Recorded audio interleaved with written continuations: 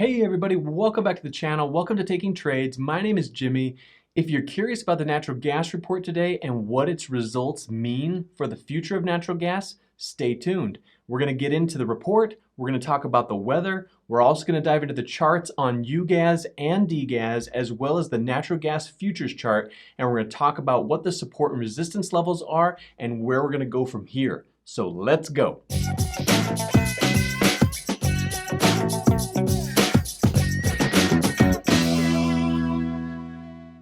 So first up, we're going to talk about the weather. It's holding steady. It's showing a colder trend out on the horizon about 14 days.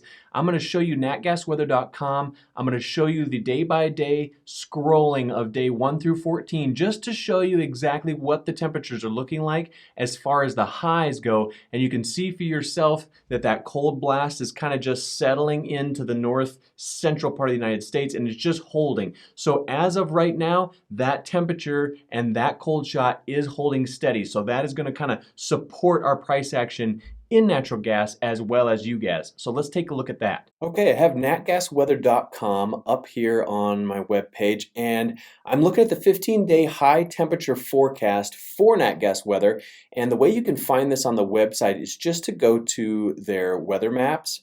And from here, if you go to the 15-day highs or to the 15-day lows, you can also get some nice 7-day temperatures, different outlooks. They have a lot of jet stream data, snow depth. There's a lot of great information on this weather maps tab.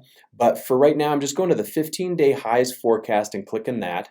And then what it gives you is just a nice layout. It tells you day 1 high temperatures. And what I like to look at it, the way I like to break it down is just to look at it at a glance, just to see the colors, knowing that the lighter colors are warm and the darker colors are cool. And then just kind of taking note of what does this north central area in terms of temperatures look like. And right now, we're looking like we're in the high 20s, mid 30s, just lingering in here. And as I scroll through them, you can kind of see how that pocket from here to here gets a little colder but a little more concentrated in Minnesota, and then we keep coming in and then it flushes out. You can see a little bit of that purple light color up in Maine, so it looks like things are kind of warming up in here through day 3. But remember, day 14 is kind of the key, so as we work our way towards it, see a little bit of warming up in here.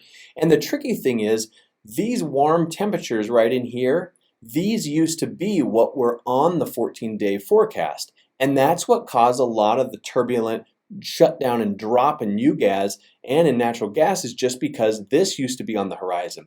But now it's getting closer and new information is on the horizon. So that's caused the push back to the upside because it's colder. And the reason I say that is, take note of this dark purple blob right here coming in from Canada. Very cold, very chilly, 5 days out. Now if we keep going further, you can see this nice dark, it's going a little further into the Midwest, and then as we get back out, it's still hanging out, but now it's kind of dipping under through Chicago and up into the Northeast. And as we keep scrolling through, we're maintaining that cold, deep dark purple, which is really cold. And you can see right here, we went from roughly about -2 as the high in kind of in the Fargo area. And then it's dipping down to -11, which is really interesting and really cold. Then we get a little bit warmer, but still cold through this region. You can notice a few shifts in the northeast, but for the most part, this cold concentrated area is just still hovering. So that's what's been on the horizon, as you can tell as we get further out. Day 11, we're still holding it. Day 12, you can see a little bit of a warm up in that cold patch. But then we go to day 13, we're cooling back off. Day 14, slight bump up, but overall we're kind of holding this. This is not disappearing. So this whole band right through the northeast, dipping down even into like southern Illinois and then working its way back through the Dakotas and into Montana. All this is just a very cold pocket, and 14 and 15 days out, it's just holding steady. So right now, all of our price action as far as big pushes up and down are based on what's on the horizon, and right now things are still cold. So until this flushes out, if you come to natgasweather.com and you see day 13, 14, and 15, and you see that this purple pocket has left and maybe it's turned blue, it's warming up a little bit, we're probably going to get a pullback in price. So this is a great way to, at a glance, check it out, see what price action should probably do based on weather, and then make your decisions moving on from there. So right now, we're still looking cold. Okay, do you want to take a look at the natural gas report that came out this morning? Should we do that right now? Yeah, let's go ahead. Let's jump into it. All right, here's the U.S. Energy Information Administration weekly natural gas storage report. It comes out every Thursday, 1 hour after the market opens. So that would be 10:30 on the East Coast and about 7:30 on the West Coast. So let's take a look. Let's see what happened. We got a withdrawal. How exciting is that? Everybody's jumping for joy because we got the withdrawal. They've been so rare. You can see right here under stocks, this is in billion cubic feet, BCF is what they call it. It shows the net change between 11/29/19 and 11/22/19, just 1 week's worth of information. If you come down to the bottom under total, you can see that last week was 3,610 billion cubic feet. And then if we go to 11/29/19, you can see we're at 3,591 billion cubic feet for a grand total of minus 19 billion cubic feet. So that's bullish, and we're going to talk about the effect of that and what that created this morning. But when we come down to the summary, this is another place I recommend you always read. I like to go over it each week because it just gives you some reference on where we were a year ago and where we were 5 years ago based on and relative to today. So let's look at this. It says that stocks were 591 billion cubic feet higher than last year at this time. So we're still higher year over year, which is slightly bearish. I think some people read that and say, okay, things are still not moving to the upside. We're still not bullish because we need to get lower than that. So that can be off-putting to some of the bulls. And then you come over here and read 9 billion cubic feet below the 5-year average of 3,600 billion cubic feet. So the 5-year moving average, we're actually below that. And that's a good sign because we've been above that for quite a while. We're dipping below it now, and that is looking really great for the bulls, for UGAZ, and for natural gas futures to move higher. So with that, I want to show you the direct reflection of what this report caused this morning in the charts. So let's jump into the charts. We're going to look at the /NG futures chart. We're going to look at the effect it had there. And then I'm going to jump over to UGAZ as well as DGAZ just to kind of update all of our support and resistance levels and show the intraday activity, what actually happened right when the report came out. So let's jump over to the charts. Okay, I have the /NGF20, which is the January natural gas futures chart. We're up on the daily time frame, you can see right here.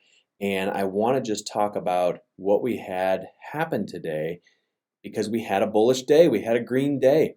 You can see right here, we had a nice push up. We did get rejected and pushed back down a little bit, but it hasn't been extreme. It seems like we're now kind of holding this level. We're not dropping back below the lows of yesterday or the day before. So we've kind of effectively shown a curl back to the upside with a slight pause. So that can be bullish, especially in combination with this bullish report showing a withdrawal in the weekly natural gas report.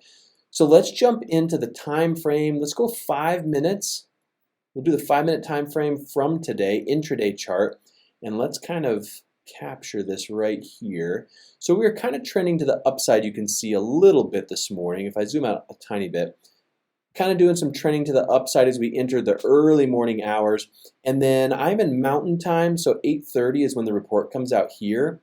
And you can see right at 8:30, we had bottomed out and then ripped for 10, 15, 20, 25, a solid 25 minutes we put into the upside.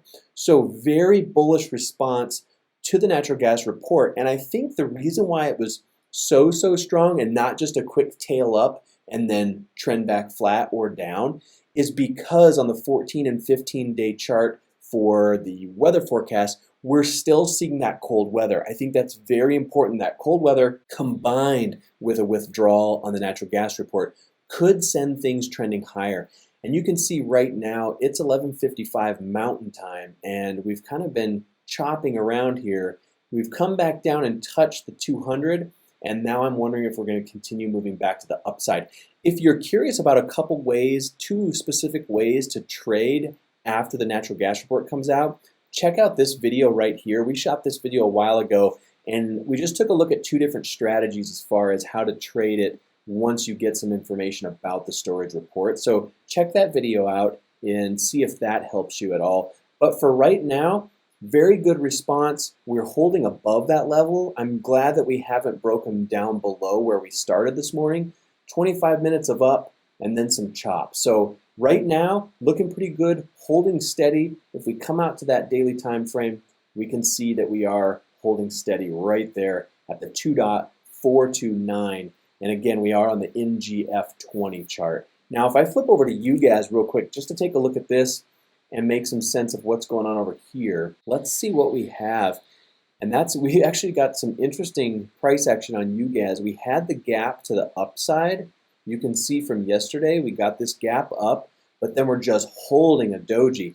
And if I go into the intraday chart on UGAZ, we should be able to go to 830 and see the same response. And here it is. So this is the 5-minute chart. The report came out at 8:30. We got 5 minutes of push, another 5 minutes, 5 minutes of pause. This candle's 20 minutes, 25 minutes. Then it dipped but pushed back up for, this is the 35-minute time frame, and then we kind of sold off back down to the 50 simple moving average right here that you can see. So also a very strong move. The only difference between the futures and what UGAZ is doing is it kind of pulled back down even closer to where it started. So it's forming more of a daily doji pattern. If we go back to that daily chart, you can see kind of just forming a small doji. So more of a pause, more of a neutral sentiment. I imagine a lot of people are kind of shaken up after all this crazy price action and maybe nibbling and reloading, getting ready for the next leg higher if we in fact see that leg higher. So we'll see what happens here. Again, just want to reinforce, if we do get up into this area, this is the top of that gap that we talked about. If we hit that level, I would take some profit there. That's a huge, huge opportunity to take a little bit off the table if you do have the profit to be taken right there. Now let's flip over to DGAZ, just really quick to take a look at it. We can see it gap down, but now it's showing a sign, green sign. It's up at 142.33. It did get as low as 135.90 today, so a nice dip down, but has recovered since then. But nevertheless, still showing a gap down on the day. So back over one more time to the futures chart just to take one last look. I'm going to zoom out just to get a better picture of things. So we've come to our lows. Hopefully we're rebounding and we're going to move back up. If I go to the weekly chart, hopefully this was just going to be almost like a big tail. This is pushing back up, and if we can reclaim this support level, then I would feel a lot better about moving into the colder months of winter and then meandering back up through these overhead resistance levels. So I'm hoping this is the last we've seen of 2.27 or even 2.30. I'm hoping we can continue back to the upside and get back to positive territory for people so profits can be taken. So I need to thank you guys, the Taking Trades community, because of your response from yesterday's video. I put out a video and talked about Tasty Trades and the Tastyworks platform as far as providing options information. Wonderful options trading education resource, and it's completely free. I put a link down in the description and asked you guys to go check it out. And if you wanted to sign up for a Tastyworks trading platform account, you could click that link and sign up. And so far, 5 people already went through that link and signed up for an account. So I'm really excited to see if we can keep that momentum building. They want you to sign up for an account and fund the account with $2,000, and that will directly support the Taking Trades channel. So thank you so much to those 5 people who went through and checked out Tastyworks and Tasty Trades. The link is again in the description, so you can go sign up for an account if you'd like. And I'm also going to put in the description the link to Tasty Trades so that you can watch some of their videos and learn from some of their options information if you're interested in that. So hope everybody had a green day today. Thanks for stopping by. I appreciate all your support. We're over 4,000 subscribers now, so we're moving in the right direction. We'll see you tomorrow.